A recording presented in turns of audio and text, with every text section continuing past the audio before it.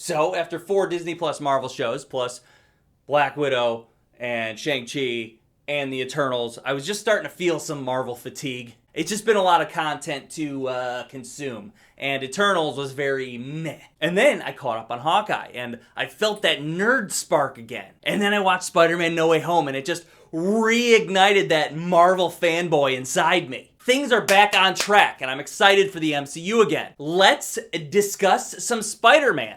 Spoilers. Okay, I'm just gonna chug my way through the plot points of this movie and discuss. There's just so much going on that I figure that's the way to go. Any objections? Oh, that's right. This is a video, not a live stream, so it doesn't fucking matter. We'll do it this way. Kicking off where we left off from the last movie, Far From Home, Mysterio revealed that Peter Parker is Spider-Man and J. Jonah Jameson is leading the hate mob against him. So good having J.K. Simmons back. It just brought a smile to my face. These last few movies, it's just like they understood that you can't fill that role with anyone better than J.K. Simmons. So bringing him back was good. I like this time where Peter's feeling so overwhelmed and famous. We're immediately hit with conflict. The scene where Tom is going back to school with MJ and Ned, there's a pressure you feel there, and they also immediately diffuse that pressure with some joking about the Spider-Man shrine, which is very funny. It gives us this good callback to the last 2 Spider-Man movies. I think that's the last time we actually see him in high school. It's a good send-off as we see Peter start to grow into adulthood and leave high school. Now that the world has this knowledge about Peter's identity, shit's starting to get real, starting to get dangerous. It's starting to affect Peter's loved ones. We get a wonderful interrogation scene from Damage Control. Love seeing Damage Control do their thing. Ned shines. Way to go. They call in a lawyer to help him out. And this is the first time my audience had a huge booming cheer. It's Matt fucking Murdock. Netflix Daredevil just showed up in the MCU. Like it's no big deal. They keep it short and sweet. He catches a brick. So fucking cool. And if you were watching Hawkeye the same week, slight spoiler for Hawkeye, the Kingpin exists. Oh hey, so apparently we just opened our arms to the entire Netflix MCU. And we just brought them in with a loving embrace. Keep them coming. I want to see Jessica Jones. I want to see Luke Cage. I want to see Punisher.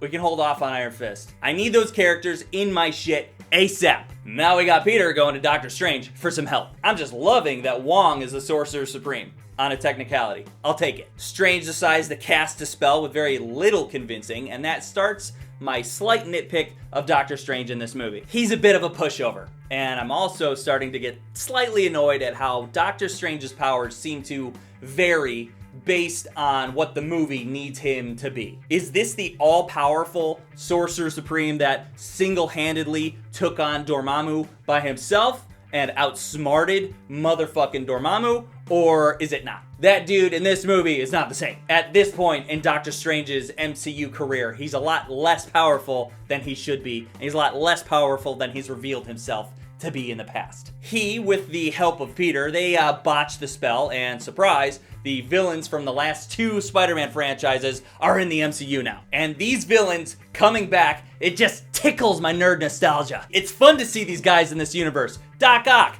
Green Goblin. What? Personally, I thought Electro was a bit too cheesy, but then again, he's pretty cheesy in Amazing Spider-Man 2.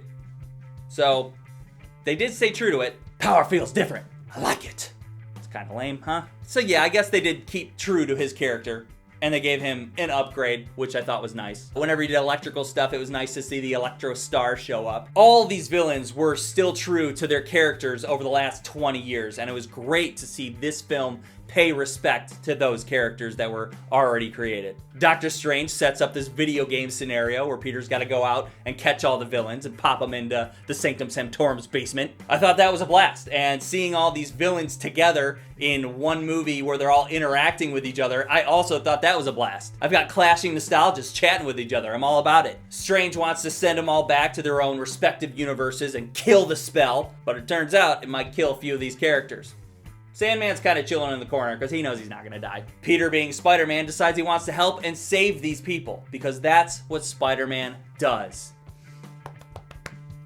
This starts the little battle between Doctor Strange and Spider-Man, which is one of my favorite moments. First, Peter gets blasted out of his body, and this perplexes Doctor Strange because he's still able to move his body around purely on instinct. That got my nerd tingle going. And then in the mirror dimension, Peter uses math to defeat and capture Doctor Strange. Awesome! Oh my god, what a way to show Spider-Man being the best of himself, being heroic and smart. Absolutely wonderful scene. Doctor Strange is trapped in the mirror dimension. We'll see him later. Okay, now we got Peter in Happy's penthouse trying to cure these villains. Dr. Octopus, cured. Electro's almost there. He's almost cured. But then we get Norman Osborn reverting to the Green Goblin in all his glory. And Tom Peter Parker, just like Toby Peter Parker, was not ready for their first encounter. Tom's just not ready for a brawl with this powerhouse of a villain. They start fighting, the other villains bail, and it's just chaos. Willem Dafoe is remarkable. When Spider-Man's just punching him in the face and all he's doing is just smiling back, I was legit freaked out. Oh my god, that's the Green Goblin! That's the Green Goblin! He kicks the shit out of Peter, then drives him through the floor to the ground level. Aunt May tries to save him, but the Green Goblin does what the Green Goblin does, and he blindsides her with a glider. To the Goblin, if Peter doesn't have this love of his aunt to anchor down his feelings, then that will allow him to be a more superior Spider-Man. Peter has this wonderful last moment with May where she reinforces that he made the right choice trying to save these damaged people. May just sticking true to herself, not worrying about herself being the moral compass of Peter's life. And then it fucking happens. Aunt May dies. For the first time, we see Tom Holland's Spider-Man experience a personal loss. And it's Aunt fucking May. Holy shit. Ballsy, ballsy move, Marvel. That one hit me directly in the feels. Tom Holland's performance in that scene was fantastic as well, as he reacts to the last of his family dying in his arms. Holy shit. Where does this movie go from here? Peter disappears, so Ned and MJ try to find him. Ned has a sling ring from before from Doctor Strange, and he's got enough magic to use it. Ned has magic powers. That's cute. I'll accept. They open a portal, searching for Peter, and Andrew fucking Garfield steps through. The audience goes wild. I'm going nuts at this point because it actually happened. What a moment. We got the Amazing Spider-Man back. He immediately starts quipping with MJ as she's interrogating him who he is. It's the best. He goes and cleans that cobweb out of the corner of the ceiling. That's the best. And then they try it again, looking for Peter. And Tobey Maguire steps through. The audience exploded. Exploded. What is happening right now? You can hope all you want, and you figure that it makes sense for these two people to show back up in this movie, but you never really believed it until you see it for yourself. This is actually really happening. It's unbelievable. And he's interacting with Andrew, another Spider-Man from another movie universe. Unreal what we're seeing on screen right now. Two different versions of the same character that are both being true to their own character while also being the same guy. Unbelievable. Nailed it. Nailed it. Then they figure out where Tom is. They go to find him. He's down in the dumps because Aunt May just died. And then you got your two other Spider-Man from two different universes that have both been through it, talk him out of this sadness and give him hope again. Holy shit. This is some epic, heroic, nostalgia shit all at the same time. And all it is three characters talking to each other. As far as the next scene goes, where they're developing cures for their own respective villains, interacting in a lab, three Spider-Mans quipping it up, I could watch an entirely separate movie of just these three characters talking. It's just an absolute blast. And I don't even realize I'm watching a movie anymore. I'm in the movie with them. Anytime these three interact in any way is absolutely fantastic. Every joke and every reference is some kind of complaint that some nerd had with a previous movie. They're learning about each other in their own universes. It's crazy. They take these issues that nerds and critics had over the years and they wrap them up with a nice little bow. Then they send it off making these fucking critics over the years feel stupid, saying, hey, fuck you. Yeah, Toby's got the organic web slingers. Oh, we'll just make a joke out of it. Your complaint for 20 years, poof, it's fucking gone. Even the complaints that I had, I was like, oh, zip, zip. And I happily took that slap to the face because these guys were so good at being Spider-Man. And this whole movie just oozes Spider-Man, and I couldn't get enough of it. Every single time that they said, it's what we do, I teared up. It really is what you do. It's what you do. I could talk about those guys interacting for days, so let's just move on. So now this brings us to our final battle, and obviously it's fucking perfect. It's exactly what this movie needs it to be. 3 Spider-Men saving the day, doing what they do best. I'm completely engulfed in what I'm watching, and I'm 10 years old again. Just filled with enjoyment and wonder. And probably my favorite redemption moment in this time is when MJ falls and Tom attempts to save her, gets blindsided by the glider of Green Goblin, and then there's Andrew. He's right there, goes after MJ, catches her, saves her, redeems himself for the death of Gwen Stacy. Wow!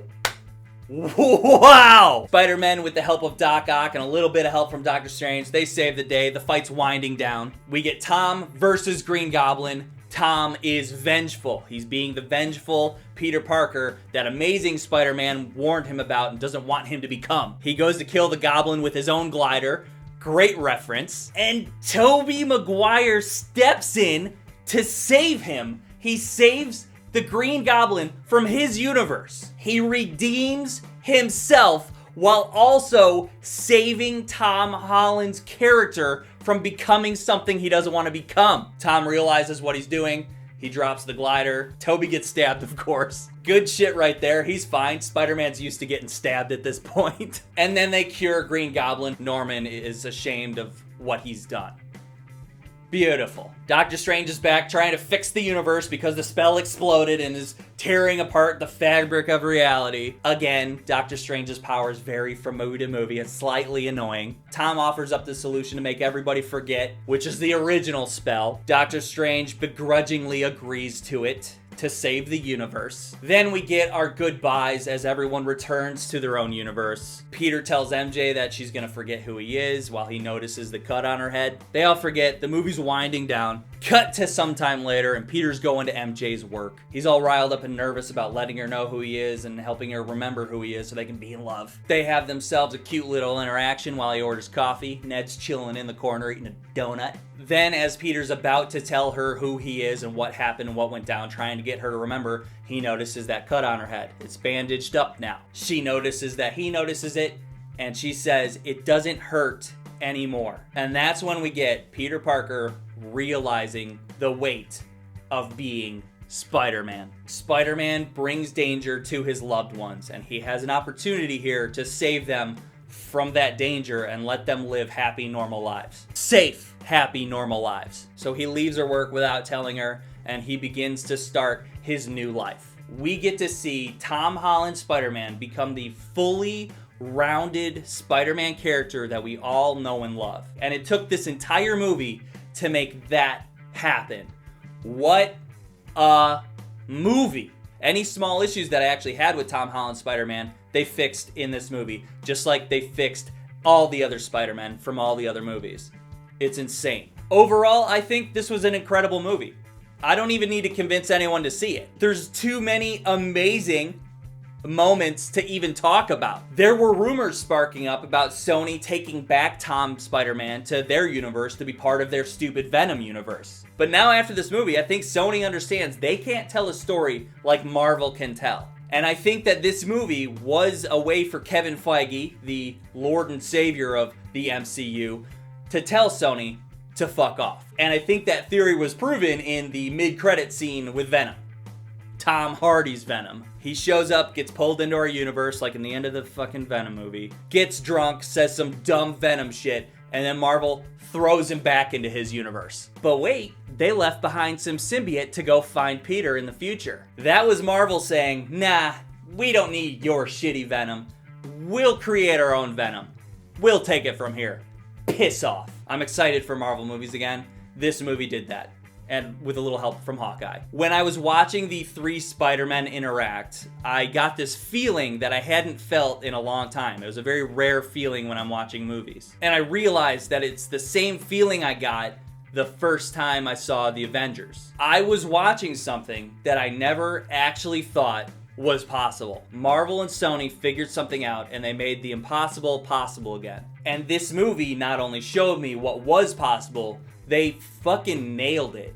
They nailed it. I've said this before. The best compliment that I can pay to a movie is if it makes me feel something. And this movie made me feel all the feels. A lot. It took me back to 2002 and it reminded me why I love comic books. This is one of the best comic book movies I've ever seen. And it's really not that complicated. It works because it knows the characters and it knows the audience and it knows how to connect the two. What a fantastic, rewarding movie that takes this fan base over the last 20 years and goes, we got you. You're welcome. And I feel thankful. Love this movie so much. Can't say enough great things about it. Let's chat about it down in the comments. I'm sure I missed out on some stuff. What did you love? Let's nerd it up in the comments, please. I'd love to chat. There's plenty to talk about, all right? Okay. See ya. Subscribe.